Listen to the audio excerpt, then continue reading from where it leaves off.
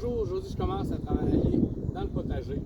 Je vais passer la grenette pour décompacter mon sol. Il y en a beaucoup qui pensent qu'il faut tourner notre terre. Mais dans le fond, le but c'est pas de tourner la terre parce qu'en tournant la terre, tout ce qui est sur le dessus de notre terre va se ramasser dans le fond. Tout ce qui est dans le fond va se ramasser sur le dessus. Puis ce qui est vivant là-dedans, au-dessus du sol, ne vit pas dans le fond. Puis ce qui est dans le fond ne vit pas sur le dessus. Fait qu'on va tuer toutes tous les micro-organismes qui sont dans notre terre. Puis ces micro-organismes-là vont servir à dégrader la matière organique qu'on va mettre dans notre sol, puis nourrir la plante. S'il n'y a pas de vie dans le sol, il n'y a pas de dégradation de cette matière-là, puis vos plantes n'auront pas accès à ces nutriments-là. Fait que c'est important d'avoir une vie dans le sol. Cette vie-là, les plantes s'en nourrissent aussi, on ne le sait pas. On ne sait pas nécessairement. Là. Je ne vous expliquerai pas tout le principe aujourd'hui de comment elle mange cette vie-là, mais c'est très bon pour nos plantes. Puis, beaucoup de personnes vont penser que ça va décompacter le sol de prendre un rotoculteur, mais en fait, ça va le décompacter une année.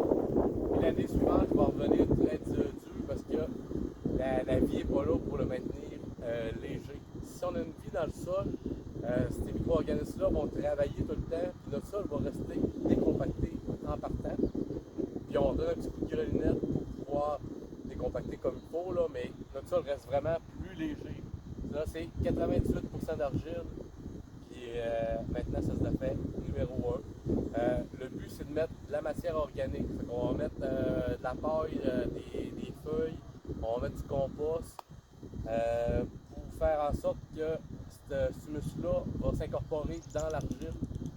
Puis l'argile, elle se tiendra plus ensemble. On va avoir une belle terre. Je t'ai acheté une motte de terre autour de mon potager. Fait que ça, c'est la terre de mon potager au début, dans le fond. Fait que ça se tient de même parce que c'est vraiment de l'argile. Fait que on la laisse tomber, elle reste en motte. Puis essayer de décompacter ça, c'est très très difficile. La seule affaire que j'ai faite, c'est mettre beaucoup de matière organique avec le temps, puis on devient avec une vraiment belle terre. Vous pouvez, mettons, vous planter vos tomates, ben, c'est facile de pouvoir ajouter une belle couche de paillage qui va se transformer pour faire un compost au fil du temps, empêcher les mauvaises herbes de pousser aussi. Ce que je fais, moi, c'est que je travaille des toiles. Mes plants sont plantés dedans. Fait que moi, je mets une couche de feuilles souvent. Je vais mettre une couche de compost dessus. Fait que mes feuilles ne s'envolent pas au vent. Je plante mon plant de tomates là-dedans. Puis dans l'année, ça va se décomposer. Fait que ça fait beaucoup plus de matière organique. Puis de la matière organique qui ne coûte pas cher. Fait que on essaie de garder notre bio du sol vivante pour ne pas avoir une terre qui ressemble à ça. Ça nous fait en sorte qu'on utilise moins d'engrais aussi.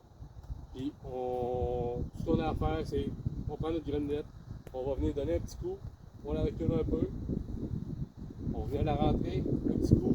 On la brasse pas pour la virer, c'est vraiment juste ça. Puis on la glisse, on la remonte. Fait que notre terre elle reste sur les mêmes couches, puis notre vie de sol reste active, puis elle va bénéficier à nos plants. Salut, bonne journée.